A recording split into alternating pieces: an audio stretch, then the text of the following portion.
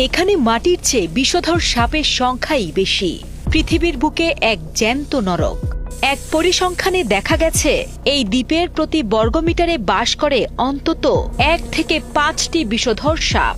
সাপের এমন আধিপত্যের কারণেই ব্রাজিলের ইলাহা দা কুইমাদা গ্রান্দে বিশ্বজুড়ে এটি স্নেক আয়ারল্যান্ড নামে পরিচিত। এই দ্বীপের একছত্র সম্রাট হচ্ছে গোল্ডেন ল্যান্সহেড ভাইপার। এটি বিশ্বের অন্যতম প্রাণঘাতী ও দুর্লভ একটি সাপের প্রজাতি। এদের বিষ সাধারণ সাপের তুলনায় প্রায় 5 গুণ বেশি শক্তিশালী। এই সাপের কামড়ে মানুষের শরীরের কোষ মুহূর্তেই পচে যেতে শুরু করে এবং অভ্যন্তরীণ রক্তক্ষরণের মৃত্যু হয় অবধারিত। দ্বীপটি এতটাই বিপজ্জনক যে ব্রাজিল সরকার এখানে সাধারণ মানুষের প্রবেশ কঠোরভাবে নিষিদ্ধ করেছে। প্রচলিত আছে একসময় জলদস্যুরা তাদের গুপ্তধন পাহারা দেওয়ার জন্য এখানে এই বিষধর সাপগুলো ছেড়ে দিয়েছিল।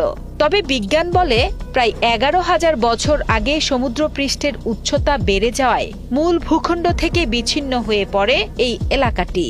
এরপর কয়েক হাজার বছর ধরে এখানে সাপের বিবর্তন ঘটে এবং পাখিদের দ্রুত কাবু করার জন্য তাদের বিষ হয়ে ওঠে অবিশ্বাস্য রকমের শক্তিশালী। তবে বিস্ময়কর বিষয় হলো, যে বিষ মানুষের প্রাণ কেড়ে নেয় সেই বিষই আবার জীবন বাঁচাতেও সাহায্য করছে। গবেষকরা দেখছেন গোল্ডেন ল্যান্সহেড সাপের বিষ থেকে উচ্চ রক্তচাপ ও হৃদরোগের কার্যকরী ওষুধ তৈরি সম্ভব। তাই প্রাণের ঝুঁকি নিয়ে কেবল দুর্ধর্ষ বিজ্ঞানীরাই মাঝে মধ্যে পা রাখেন এই দ্বীপে।